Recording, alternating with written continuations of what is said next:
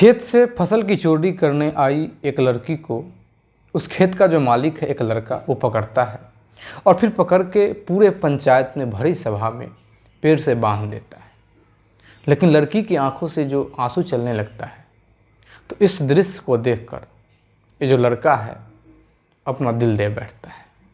फिर जो होता है बहुत ही गजब होता है। नमस्कार, प्रणाम। मैं दीपक कुमार यादव कहानी के इस नए एपिसोड में आप सभी का बहुत बहुत स्वागत है। वीडियो को थोड़ा सा लाइक कर दीजिए ताकि वीडियो और लोगों तक पहुंच जाए। और अभी तक अगर आपने हमारे इस चैनल को सब्सक्राइब नहीं किया है तो प्लीज़ हमारे चैनल को सब्सक्राइब कर दीजिए। दोस्तों, यह कहानी है बिहार का। एक गांव में गेहूं का जो फसल है वो लगा हुआ है और फिर कटने की स्थिति में पूरा पक चुका है। लेकिन पिछले 10 दिनों से खबर आ रहा था, लोगों का यह शिकायत था किसानों का कि कोई जो है फसल रात में चोरी कर लेता है, काट लेता है। और यह भी एक और शिकायत था कि अगर कटा हुआ जो फसल है, गेहूं का जो बोझा होता है, वो जब रखा हुआ है तो कोई आता है और उसमें से कुछ उठा के ले जाता है।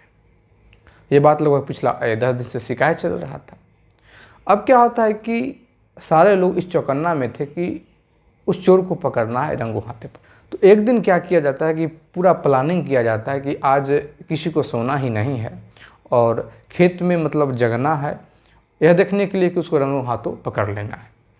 फिर क्या होता है कि रात के जब 2 बजता है तो एक जो चोर का जो झुंड है 5, वो आता है और फिर अलग अलग खेतों में बैठ जाता है काटने के लिए।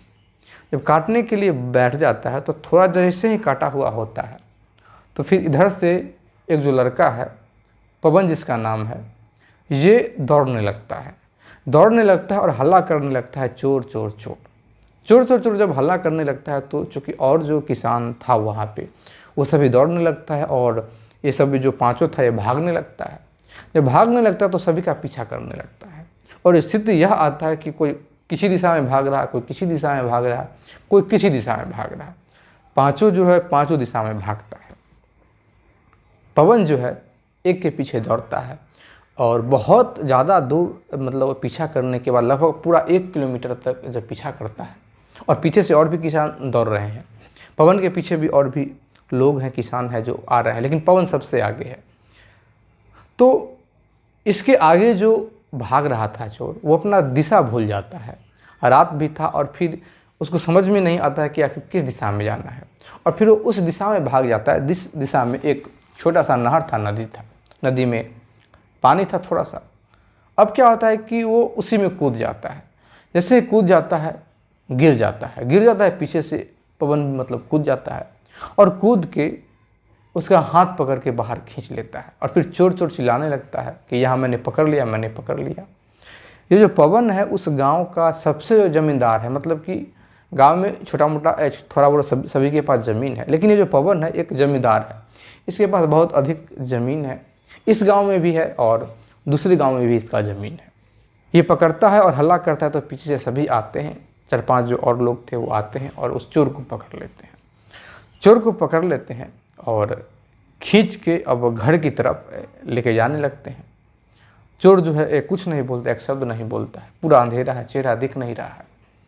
लेकिन इतने में क्या होता है कि एक जो पीछे से और आता है टॉर्च लेके आता है, टॉर्च जलाता है। टॉर्च जब जलाता है तब तक इसका जो नकाब था उसको हटा दिया गया था जो बांधा हुआ था। अब क्या होता है कि उस पर जब टॉर्च चलाया गया तो देखता है कि वो एक लड़की है और वो जो लड़की है पवन को देख रही है। पवन को इसलिए देख रही है क्योंकि पवन को पहले से जानती थी, क्योंकि जिस गांव की लड़की थी उस गांव में भी पवन का खेत है। तो पवन अक्सर जो है कभी कभी उस गांव में भी जाता था, क्योंकि ये पवन जो उस गांव का जो खेती था तो कुछ किसानों को दे रखा था, जिसको हम बटैया भी कहते हैं, बटीदार पे दिए हुए था कि खेती कोई दूसरा करता था और आधा फसल जो पवन को देता था और आधा जो फसल है वो खुद रखता था। तो इसीलिए पवन का आना जाना होता था तो पवन को वो पहचानती थी। पवन को देखती रहती है और इस नज़र से देखती है जैसे कि दया मांग रही हो।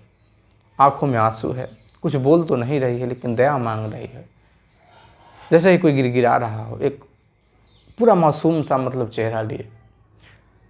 सभी जो है खींच तीर के उसको लाने लगते हैं पवन है वो पकड़ता नहीं है, पवन बस ऐसे ही देखा जा रहा है, क्योंकि पवन को भी थोड़ा उसको देख के थोड़ा सा इसको माया आ गया था, दया आ गया था। पवन को यह लगने लगा था कि भाई अगर मैं पहले जानता कि ये लड़की है तो मैं इसको छोड़ देता, मुझे नहीं पकड़ना चाहिए था।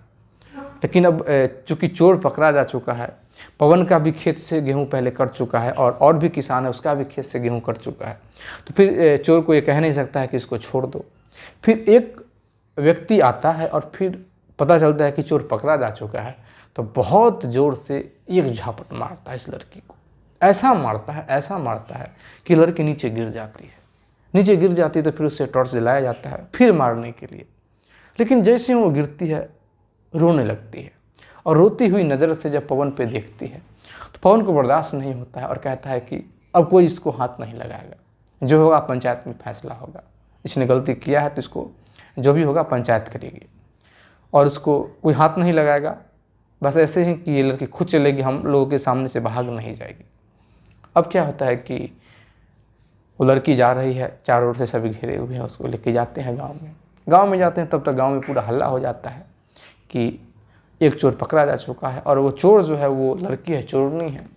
ये भी क्लियर हो गया था कि वो फलां गांव की है, मतलब कि जो एक बीच में नदी है और नदी के बाहर जो गांव है लगभग वहाँ से 3 किलोमीटर दूर की वो लड़की थी। उससे उसका नाम पूछा जाता है कि तुम्हारा नाम क्या है। जब नाम पूछा जाता है तो पता चलता है कि इसका नाम रीता है। रीता अपना वो नाम बताती है, रोती रहती है, गिड़गिड़ाती रहती है कि मैं मजबूरी में आई हूँ, मेरे घर में खाने के लिए एक दाना भी नहीं है, और मैं संगत में आ गई। मुझे पता चला कि कुछ लोग यहाँ आ रहे हैं और लेके जा रहे हैं, इसलिए मैं उसके साथ चली आई यहाँ। सभी पूछते हैं कि ठीक है, तुम्हारे जो साथ आया था चार, वो जो भाग गया उसका नाम बताओ। चारों के नाम बता देता है। चूँकि चारों था वो मर्द था, ये सिर्फ एक ही लड़की थी, साथ में चली आई थी कि साथ में चोरी कर लेंगे कुछ, वो भी जेके लेके चला आता है तो घर गृहस्थी वो चल पाएगा।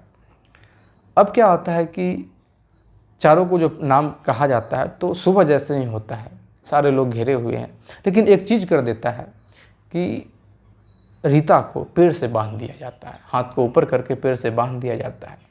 और रीता जो है पानी में चूँकि भीग चुकी थी, तो भीगा शरीर लेके ही पूरी रात, मतलब कि लगभग 2 बजे ऐसा हुआ था, 3 बजे तक यहाँ आई थी, लगभग 3-3.5 घंटा तक उसी प्रकार से बंधी हुई होती है। सारे लोग आते हैं, देखते हैं, कोई गाली दे के जाते हैं, कोई कुछ करके जाते हैं। लेकिन जब सुबह होता है तो उस गांव में संवाद दिया जाता है, और फिर विशेषकर से जिसका नाम लिया गया था उसके बारे में भी कहा जाता है कि आप लोगों का नाम लिया गया तो आप लोग को भी यहाँ आना है इस गांव में।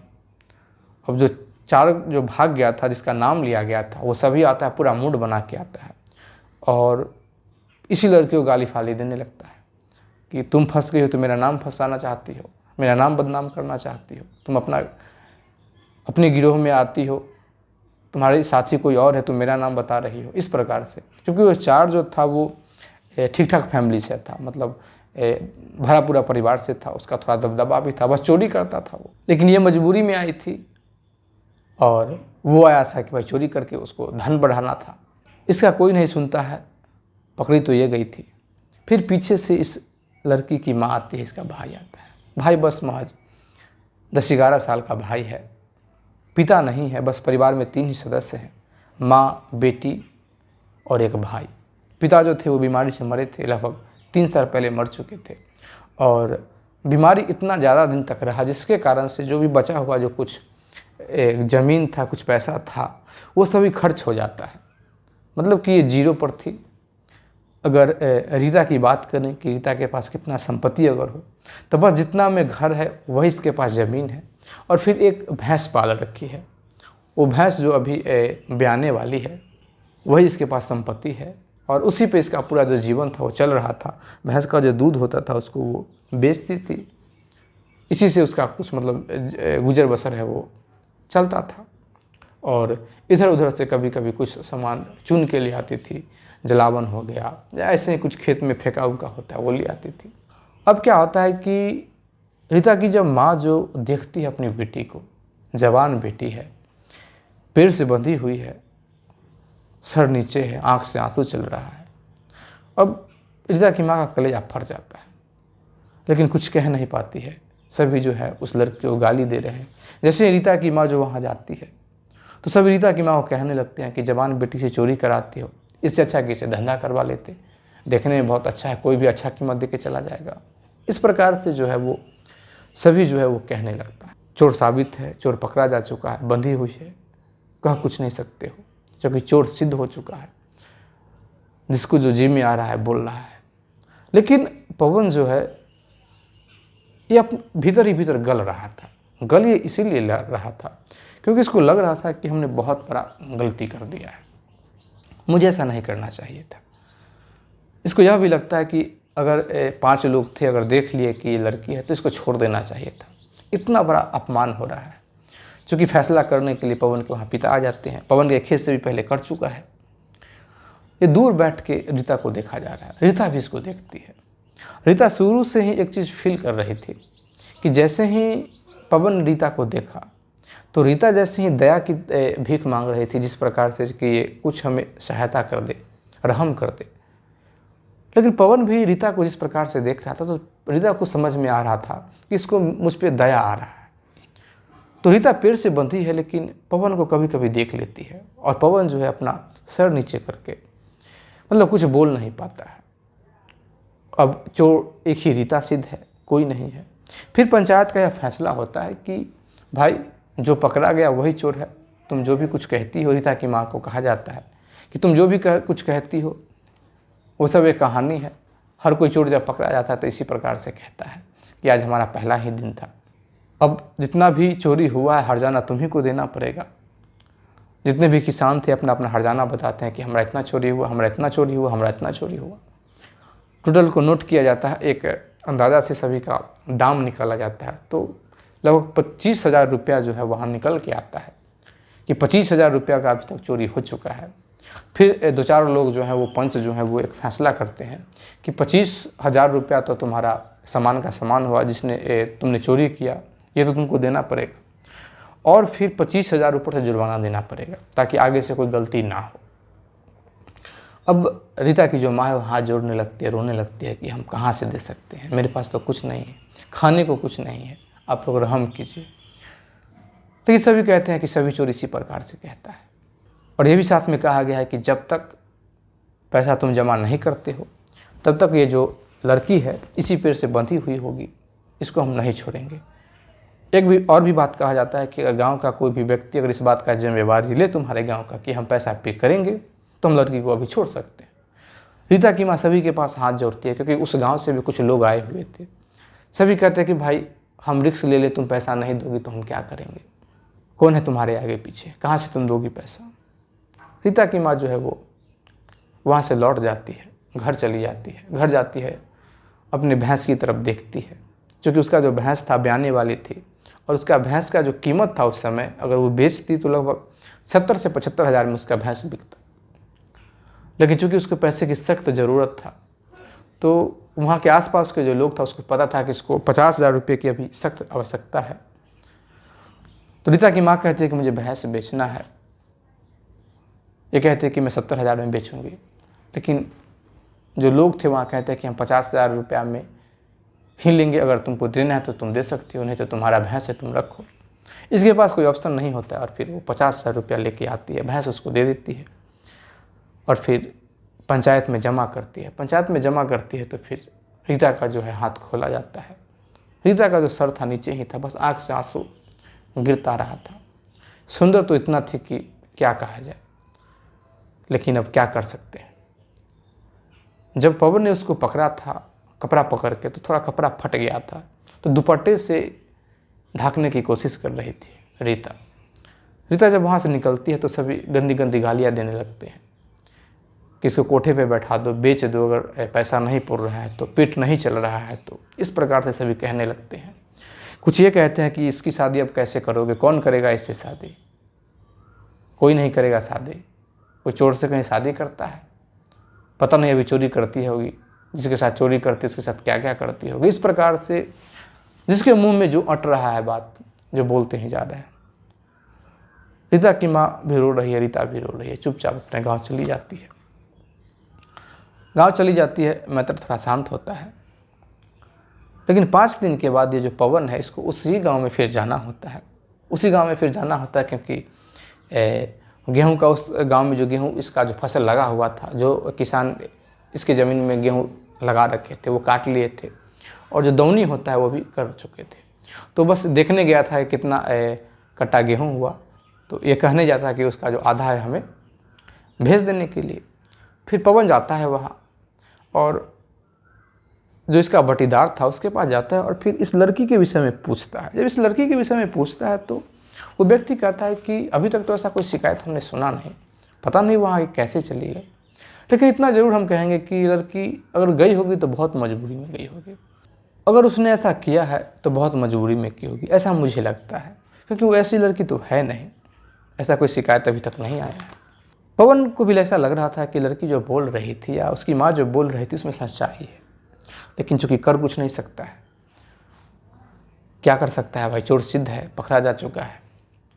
अब क्या होता है कि पवन जब रास्ते से आ रहा होता है अपनी बाइक से, चूँकि और भी कट्टा था वहाँ गेहूँ का, लेकिन 2 कट्टा अपने साथ रख लिया था ऐसे ही देखने के लिए, घर ले जाने के लिए कि जब जा रहे हैं तो 2 कट्टा लेके जाते हैं। फिर देखता है कि रास्ते में एक खेत में दौनी हुआ था। जब दौनी हुआ था तो दौनी हो जाने के बाद किसान जो था वो अपना भूसा ले जा चुका था, अपना जो गेहूँ था वो ले जा चुका था। तो जहाँ दौनी हुआ था वहाँ कुछ जो गेहूँ था वो गिरा हुआ था ज़मीन पे।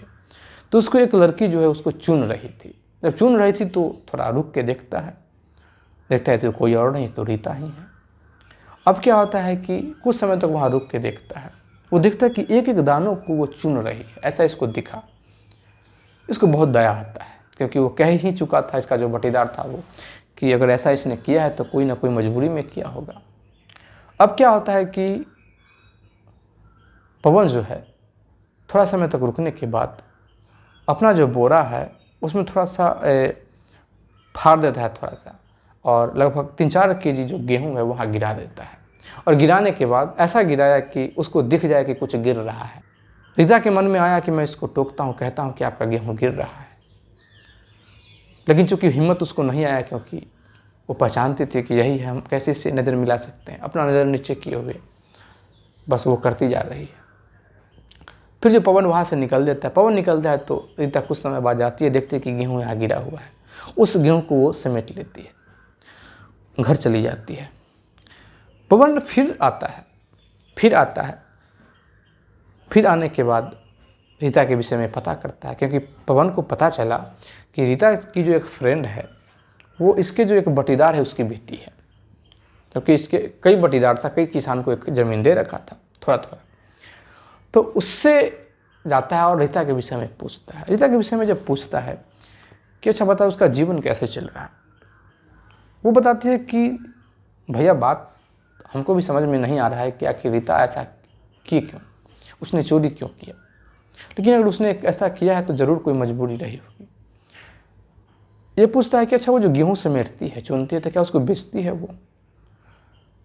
तो वो जो लड़की थी वो कहती है कि वो बेचती नहीं है, उसको ले जाती है, उसको अच्छे से धोती है और कूटती है, और कूट के वैसे ही जो दलिया होता है दलिया बना के और फिर ऐसे ही नमक छीट के खाती है, क्योंकि अभी उसके पास खाने के लिए कुछ नहीं है।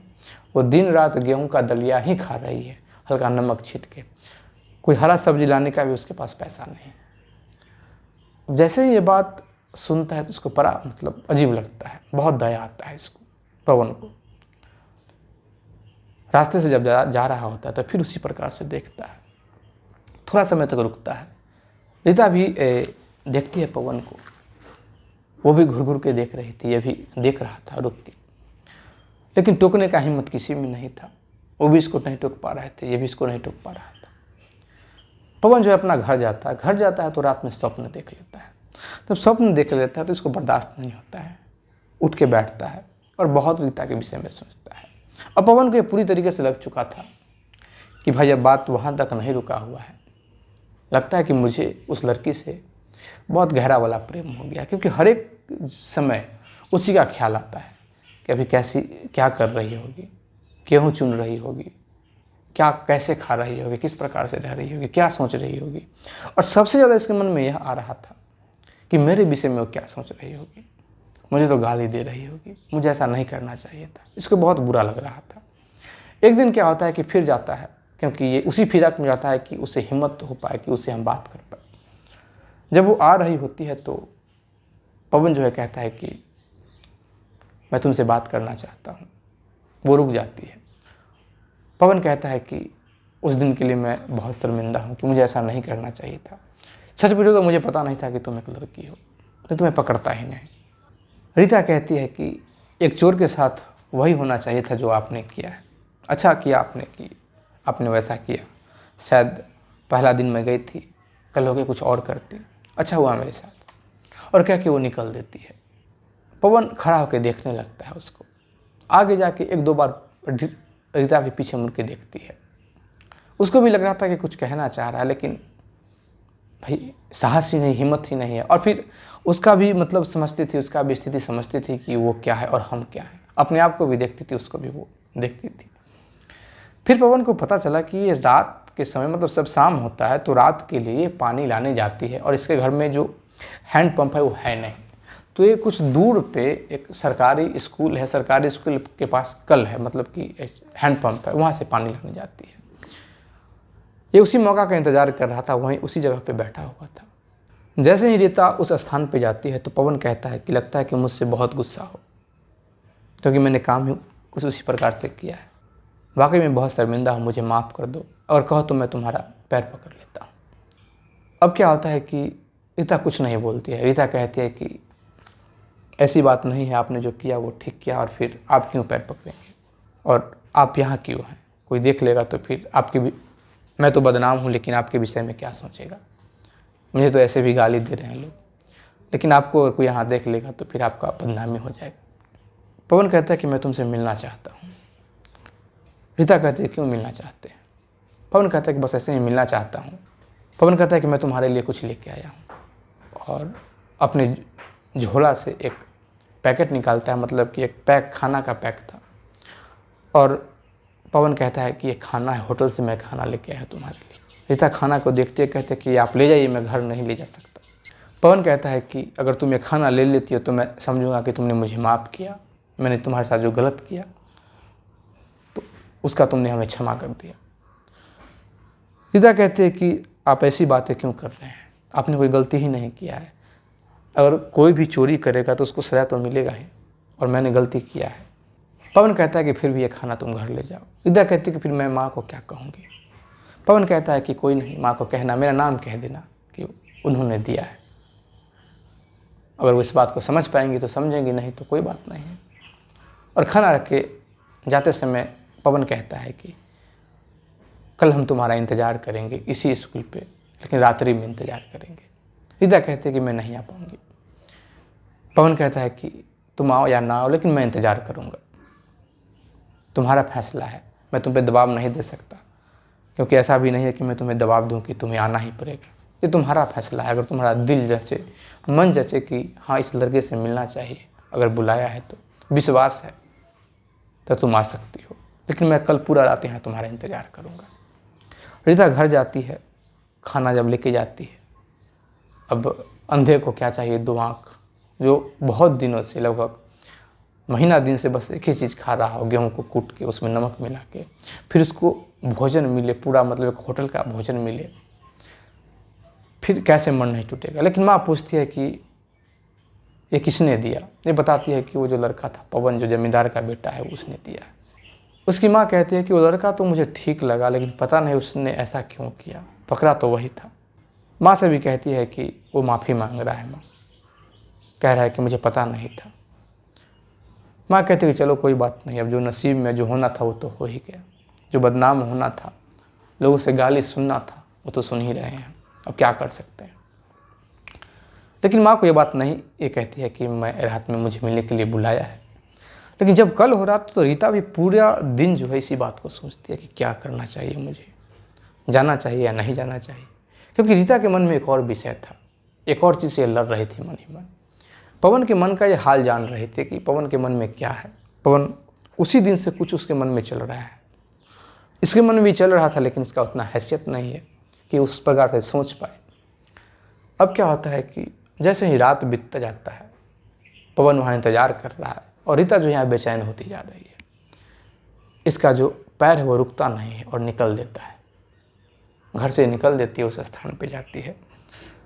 पवन वहाँ पहले से इंतज़ार कर रहा है। पवन जैसे ही देखता है, पवन की आंखों में आंसू चला आता है, क्योंकि उसको विश्वास ही नहीं था। उसको लग रहा था कि शायद वो नहीं आएगी। पवन कहता है कि तुम यहाँ आ गई, अब मेरा जितना भी सवाल है उसका जवाब मिल गया। रीता कहती है कि लेकिन मैं यहाँ आई हूँ कुछ कहने के लिए। पवन कहता है कि क्या कहना है। रीता कहती है कि हम आखिरी बार मिलने हैं, शायद पहली बार भी मिल रहे हैं और आखिरी बार भी मिल रहे हैं, क्योंकि आपको मैं क्लियर कर देना चाहती हूँ कि आप जो सोच रहे हैं ऐसा बिल्कुल नहीं है, क्योंकि हमारी शादी फिक्स हो चुकी है। जैसे ही ये बात रीता कहती है, पवन एकदम से घबरा जाता है कि कब हुई फिक्स, कहाँ हो गई फिक्स। रीता कहती है कि बस वहाँ से आए उसके 4 दिन बाद ही हमारी शादी जो है वो बात चलने लगी और फिक्स हो। गांव का नाम बताते और कहते कि उस गांव का एक जो व्यक्ति है, लगभग 45 साल 50 साल का एज है, उसका 2 लड़का है, छोटा छोटा लड़का है, पत्नी मर चुकी है, तो वो हमें भी शादी करेगा और फिर हमारी माँ को भी साथ में रखेगा, हमारे भाई को भी पढ़ाएगा लिखाएगा, और शादी फिक्स हो गई है। अब जिस दिन उसको समय मिलेगा बातचीत होगा, पंडित जी जिस दिन लग्न देखेंगे, अच्छा जो शुभ मुहूर्त होगा उस दिन शादी होगा। इसलिए आप मेरा जो ख्याल है दिल से निकाल दीजिए, और मैं शायद इसीलिए यहाँ आया हूँ ताकि आप इस चीज़ को अपने दिल से निकाल दीजिए। मुझे ऐसा लगा कि आपके दिल में ये चल रहा है, इसलिए। पवन कहता है कि फिर मेरा चाहत। पवन को ज़्यादा ही जोर करने लगता है, ज़्यादा ही जोर करने लगता है कि तुमको ऐसा नहीं करना चाहिए था, तुमको खुद का फैसला लेना है, कैसे तुम शादी कर सकती हो अद्वैत व्यक्ति से। रीता कहती है कि तो फिर मैं क्या करूं, कौन करेगा मुझसे शादी? आप करेंगे शादी? आप मुझसे प्रेम कर सकते हैं, मिल सकते हैं, मन बहला सकते हैं, शादी नहीं कर सकते हैं। जैसे ही ये बात रीता कहती है और कहती कहती रोने लगती है और रोते रोते बैठ जाती है। बैठ जाती है, पवन का हिम्मत नहीं होता है कि रीता के सर पे हाथ रखे। बस इतना कहता है कि परसों जो गांव में मेला लग रहा है, मतलब कि 3-4 गांव के बीच में एक मंदिर था, और बड़ा सा मंदिर था, और मंदिर में मेला लगने वाला था 2 दिन के बाद। तो पवन कहता है क्या उस मेला में तुम जाती हो? रीता रोती हुई कहती है कि पहले तो जाती ही थी, लेकिन शायद इस बार नहीं जा पाऊंगी, क्योंकि लोग मेला नहीं देखेंगे, मुझे ही देखेंगे और ताना मार मार के मुझे वहीं मार डालेंगे। पवन कहता है कि मैं चाहता हूँ कि जो गलती मेरे कारण वहाँ हुआ है उसको मैं ठीक करना चाहता हूँ, एक बार तुम मेला में चली आना। रीता कहते हैं कि शायद मैं नहीं आ पाऊँ। पवन कहता है कि लेकिन मैं वहाँ इंतज़ार करूँगा तुम्हारा। पवन वहाँ से बात कह के निकल देता है। कल पूरा दिन बीतता है, रीता सोचने लगती है। रीता का मन बनता है कि मुझे जाना चाहिए। कई बार इसके मन में आता है कि वहाँ जाएंगे तो गाली ही सुनेंगे, फिर आता है कि जाना चाहिए। इसके पास कोई कपड़े नहीं अच्छे थे, फिर जो फटा हुआ कपड़ा था उसी को सीती है अपने हाथों से, पहनती है, जो भी इसके पास जो अच्छी लग सकती थी जो भी उसको लगाती है, और फिर वहाँ से निकलती है। सभी तो झुंड में जा रहे थे, लेकिन इसके साथ इसको जो सहेली थी वो भी जाने को तैयार नहीं है। सभी इसको छोड़ के जा चुके हैं, ये अकेली जाती है। जैसे ही उस मेले में पहुंचती है तो सभी इसको देख रहे हैं, सभी मतलब गाली दे रहे हैं, ये देखो चोरनी आ गई, क्योंकि पवन के गांव के भी लोग थे, इसके भी गांव के लोग थे, और भी गांव के लोग थे, और पूरा मैटर फैल गया था कि लड़की चोरी में पकड़ी गई है। कोई गाली दे रहा है, कोई कुछ कर रहा है, कोई कुछ कर रहा है। अब क्या होता है कि इसको बर्दाश्त नहीं होता है रीता को, और एकांत में जाके खड़ी हो जाती है। इसको लगता है कि मैं बहुत गलत की, मुझे यहाँ नहीं आना चाहिए था। फिर रीता देखती है कि पवन थोड़ी देर में वहाँ पहुँच जाता है। पवन वहाँ पहुँचता है, चूँकि सभी जो लोग थे रीता को ही दूर से भी देख रहे थे। पवन जब वहाँ पहुँचता है तो सभी पवन को देखने लगता है कि भाई आखिर ये यहाँ क्या कर रहा है। पवन जाता है और पवन कहता है, जितने लोग अभी तुमको गाली दे रहे हैं, कुछ कह रहे हैं, मैं चाहता हूँ कि ये लोग तुमको सम्मान की दृष्टि से देखें। मैं चाहता हूँ कि ये लोग ठीक से तुम पे नज़र न मिला पाए, मतलब जो गाली दे चुके हैं उनको यह लगे कि इनसे हम रीता से हम नज़र कैसे मिला। पवन कहता है कि मैं तुमसे अभी ही इसी जगह पे शादी करना चाहता हूँ, ताकि पूरा समाज देखे कि मैं तुमसे शादी कर रहा हूँ। क्या तुम्हें कोई इतराज़ तो नहीं है? जैसे ये बात पवन कहता है, रीता जो है वो कुछ नहीं बोलती है, रोने लगती है, और यह रोते हुए बैठ जाती है। पवन जो है अपने जेब से सिंदूर निकालता है, इसके मांग में रख देता है। सारे लोग इस चीज़ को देख रहे हैं और सारे लोग आपस में बात करने लगते हैं कि हाँ ये क्या हो गया, हाँ ये क्या हो गया, हाँ ये क्या हो गया। तुरंत रीता की माँ को ये बात को जाके खबर देता है कि तुम्हारी बेटी ने उस लड़के से शादी कर लिया, या उस लड़के ने भरी सभा में तुम्हारी बेटी की मांग में सिंदूर भर दिया। अब माँ के आंख में आंसू चला आता है, क्योंकि वो खुशी का आंसू था। वो सोच रही थी कि हमारी बेटी का शादी एक अद्वैत से करना है, हमें कर रहे हैं, कोई दूसरा उपाय नहीं है, कोई ठीक लड़का शादी नहीं करेगा। लेकिन फिर उसको थोड़ा टेंशन भी होता है कि शादी तो कर लिया है, लेकिन उसके घर वाले क्या कहेंगे, कहीं और मतलब बेइज्जती ना हो जाए। पवन है वो रीता को अपनी गाड़ी पे बैठाता है और फिर घर जाता है। तब तक तो पवन के घर पे भी सबको पता हो गया था कि उसने उसी लड़की से शादी कर लिया जो चोरी की थी, जिसको सभी ने गाली दिया था, जलील किया था। अब क्या होता है कि दरवाज़ा के बाहर पवन और रीता खड़ी है। रीता अपना सर नीचे की हुई है। अब पवन के जो पिता है वो बहुत बोलने लगते हैं पवन को। पवन कहता है कि पिताजी आपको जो भी कहना है कीजिए, अगर आप अंदर हमें नहीं रखना चाहते हैं तो हम यहाँ से जा रहे हैं। जैसे ही पवन ये बात कहता है, निकलने लगता है, तो पवन की जो माँ है वो रोने लगती है और पवन को रोक लेती है और कहती है कि वो तुम्हारा पिता है, अगर वो नाराज़ है लेकिन मैं नाराज़ नहीं हूँ, ये जैसी भी है, तुमको पसंद है तो हमको पसंद है, क्योंकि पवन इकलौता बेटा था। फिर क्या होता है कि अब पवन के पिता भी कुछ नहीं कर पाते, भाई इकलौता बेटा, और पूरा काम काज भी पवन ही संभालता था।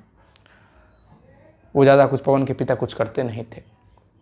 अब क्या होता है कि रीता जो है एक उस घर की, मतलब कि उस गांव की सबसे बड़े जो जमींदार है उसकी एक इकलौती बहू बन जाती है। आप कहिए तो एक मालकिन बन जाती है। फिर उसके बाद जो जो उसको गाली दिया था, जब कभी सामना होता है तो उसका सर जो है उठता नहीं है, क्योंकि जिसने गाली दिया था नीच समझ के, चोर समझ के, भिखारी समझ के, वो अपने आप को बहुत छोटा पाता है और इसको बहुत ऊपर पाता है। रीता की माँ भी रीता के साथ चली आती है। रीता का भाई भी यहाँ चला आता है और पढ़ाई करने लगता है।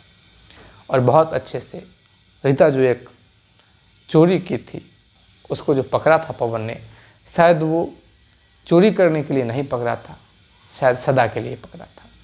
दोस्तों, यह कहानी आपको कैसी लगी कमेंट करके ज़रूर बताइएगा। अगर आप इसी प्रकार का और भी स्टोरी सुनना चाहते हैं तो प्लीज़ हमारे चैनल को सब्सक्राइब करें, लाइक करें, कमेंट करें, शेयर करें। जय हिंद, जय भारत।